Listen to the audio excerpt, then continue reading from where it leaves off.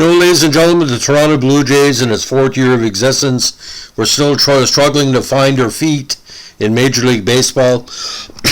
Although they didn't have as much success off the field as the Seattle Mariners had, they were growing quite a bit.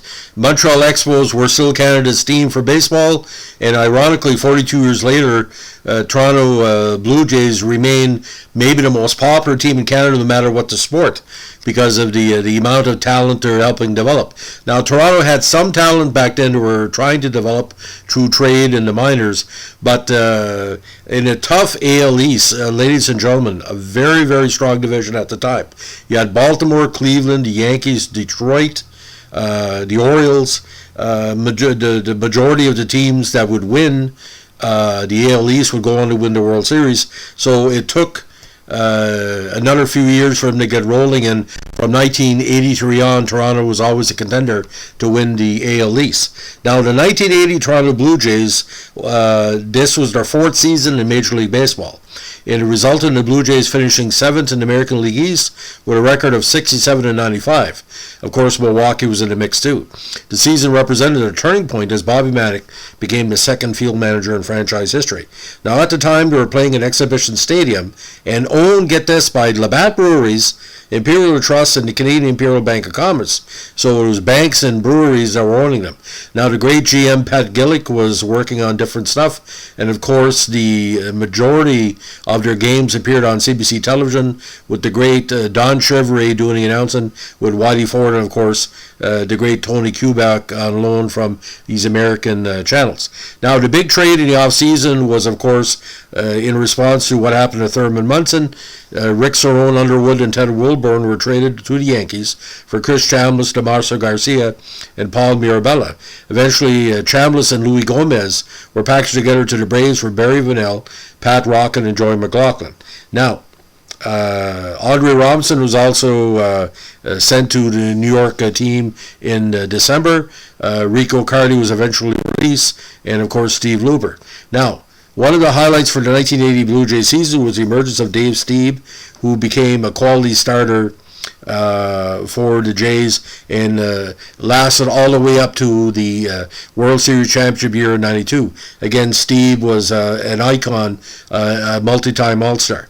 Now, that year was quite weird because Otto Velez was kind of the hitting sensation for Toronto. He knocked out 4 home runs in a double-header sweep of the Indians that year, including a walk-off shot in the first game of the Twin Bill. Now, Yankees that year were 103-59, of course, lost to Kansas City in the AL Championship. Orioles were 162. Milwaukee was 86-76. Boston 83-77.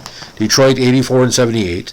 Cleveland 79-81, and of course Toronto 67-95.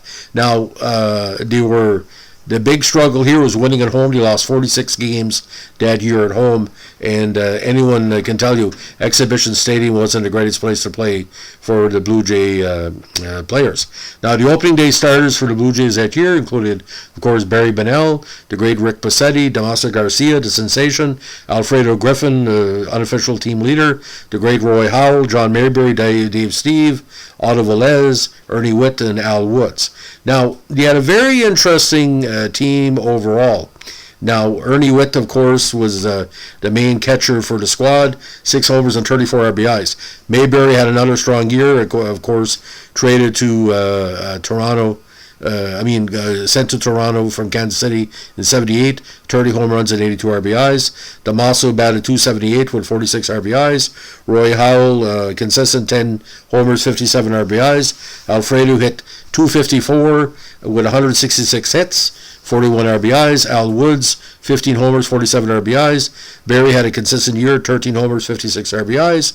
Mosby in his early campaigns, 9 home runs, 46 homers. And of course, Otto Velez at the DH, 20 homers and 62 RBIs.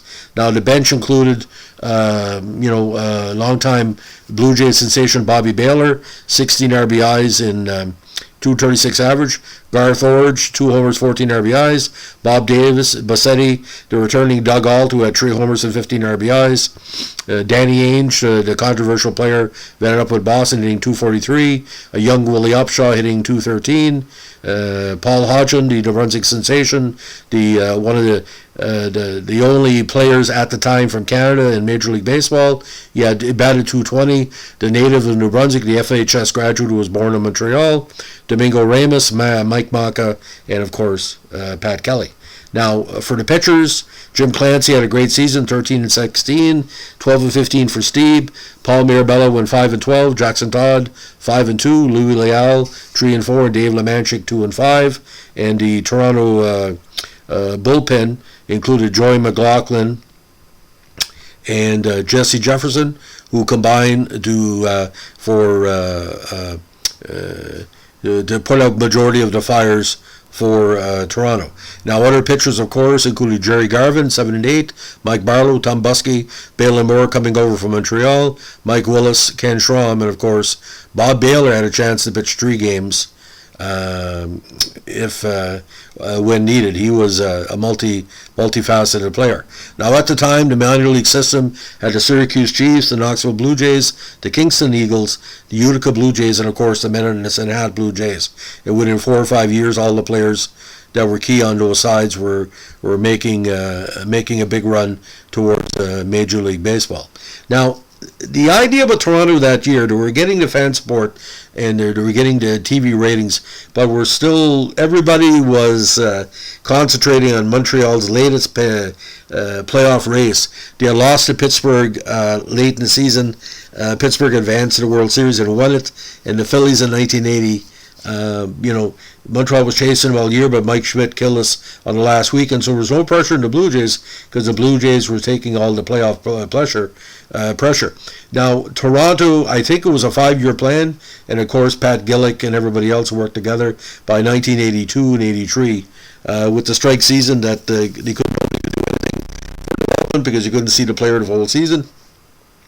But it was a positive thing.